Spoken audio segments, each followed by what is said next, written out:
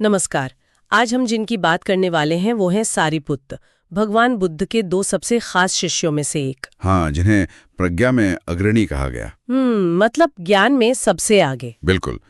और हमारी ये जो चर्चा है ये आधारित है सारिपुत्त, बुद्ध के परम ज्ञानी शिष्य लेख के कुछ हिस्सों पर। हाँ, तो कोशिश यही है कि सारिपुत्त के जीवन को समझें, उनके अद्भुत ज्ञान को, उनकी विनम्रता को और बौद्ध धर्म में उनका जो गहरा योगदान रहा है उसे टटोलें। ये बात मुझे हमेशा से बहुत प्रभावित करती है कि बुद्ध के बाद संघ में उन्हें ही सबसे ज्ञानी माना जाता था। ऐसा क्यों?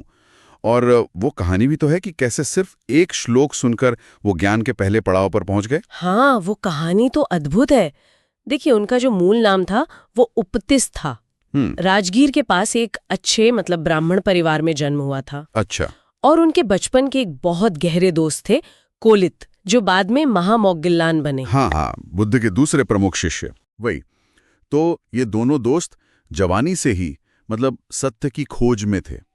जीवन का सच क्या है ये जानना चाहते थे।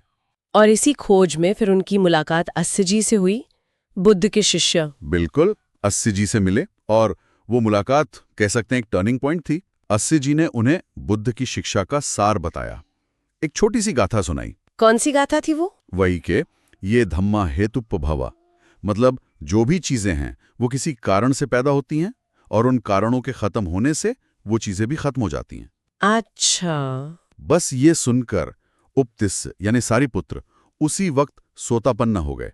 ज्ञान का पहला स्तर पा लिया उन्होंने। धम्म की सच्चाई का सीधा अनुभव हो गया उन्हें। कमाल है, सिर्फ एक गाथा सुनकर इतनी गहरी समझ। तभी बुद्ध ने उन्हें भिक्षुओं में सबसे बुद्धिमान कहा होगा। हाँ, कहा। सिर्फ अपने से कम। लेकिन ये समझना जरूरी है कि उनकी बुद्धि सिर्फ किताबी नहीं थी, सिर्फ थ्योरी नहीं थी। हाँ, ये महत्वपूर्ण है। उनका ज्ञान बहुत प्रैक्टिकल था। उसमें करुणा थी। वो लोगों की जिंदगी बदलने वाला ज्ञान था।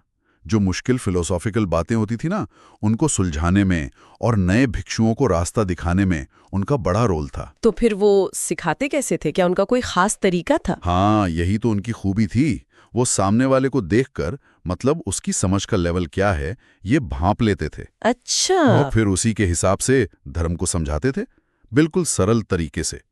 इसीलिए तो उनके गाइडेंस में कितने ही भिक्षुओं ने अरहंत पद पाया, पूर्ण ज्ञान। मुश्किल चीजों को आसान बनाना ये तो सच में कला है। हाँ, और इतनी गहरी समझ, इतना ज्ञान होने के बाद भी उनमें विनम्रता कमाल की थी। हाँ, मैंने भी सुना है। कोई किस्सा है इस बारे में? कई हैं। जैसे वो मठ के नियमों का बहुत सख्ती से पालन करते थे और अपने से छोटे भिक्षुओं की भी इज्जत करते थे। एक बार का वाकया है, वो गलती से एक नए नौसिखी भिक्षु से जरा सा टकरा गए। अच्छा, फिर? तो सारिपुत्र जो इतने वरिष्ठ थे, इतने ज्ञानी, वो वहीं रुक गए और उस नौजवान भिक्षु से माफी मांगी। अरे, ये तो सच में बहुत बड़ी बात है। ज्ञान और विनम्रता का ऐसा मेल कम ही देखने को मिलता है। बिल्कुल। और उनमें करुणा भी उतनी ही गहरी थी। सिर्फ बातें नहीं, वो असल में बीमार भिक्षुओं की देखभाल करते थे। खुद? हाँ, खुद। उनके कपड़े धोना, उनके लिए खाने का इंतजाम करना, ये सब करते थे वो। उनका पूरा जीवन ही जैसे ज्ञान और करुणा का संगम था। उनके जीवन की और कौन सी खास घटनाएं? अस्सी जी से मिलना और ज्ञान पाना तो हमने सुना। उसके बाद वो और मोगललान दोनों जल्दी अरहंत बन गए। सारिपुत्र ने हजारों भिक्षुओं को ट्रेनिंग दी। बुद्ध उन पर इतना भरोसा करते थे कि संघ के मैनेजमेंट की कई जिम्मेदारियां भी उन्हें सौंप देते थे। और उनका जो महापरिनिर्वाण हुआ वो भी बहुत शांतिपूर्ण था। वो अपने गांव लौटे, अपनी माँ के घर, और वहीं उन्होंने देह त्यागी, बहुत शांति से। अपनी माँ के घर? कहते हैं उनकी मृत्यु की शांति और गरिमा देखकर उनकी माँ का मन बदल गया। वो माँ जो पहले बौद्ध धर्म को नहीं मानती थी। ये तो बहुत ही मार्मिक है। अच्छा, और दार्शनिक स्तर पर उनका क्या योगदान माना जाता है? माना जाता है कि जो अभिधम्म है, यानी बौद्ध दर्शन की गहरी शिक्षाएं जो मन और चीजों की प्रकृति का विश्लेषण करती हैं। हाँ, अभिधम्म पिटक। बिल्कुल।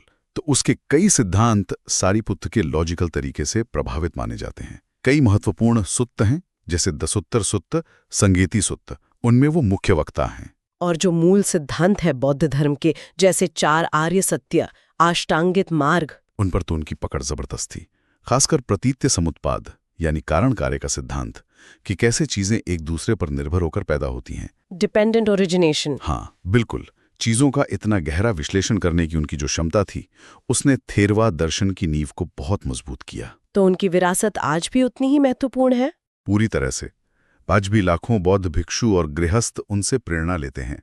आप देखेंगे कई थेरवाद देशों में बुद्ध की मूर्ति के पास उनकी छवि जरूर होती है, ज्ञान और करुणा के प्रतीक के तौर पर। वो एक आदर्श शिष्य थे, वफादार, ज्ञानी, विनम्र और हमेशा दूसरों की मदद को तैयार। तो संक्षेप में कहें, सारिपुत्त का जीवन एक अद्भुत मिश्रण था, तेज बुद्धि, गहरी साधना और साथ में उतनी ही गहरी विनम्रता। बिल्कुल, उनका ज्ञान सिर्फ अपने लिए नहीं था, बल्कि दुख को समझने और दूसरों को उससे बाहर निकालने में मदद करने के लिए था। सही कहा। और इसी से जुड़ा उनका एक कथन है जो सोचने पर मजबूर करता है।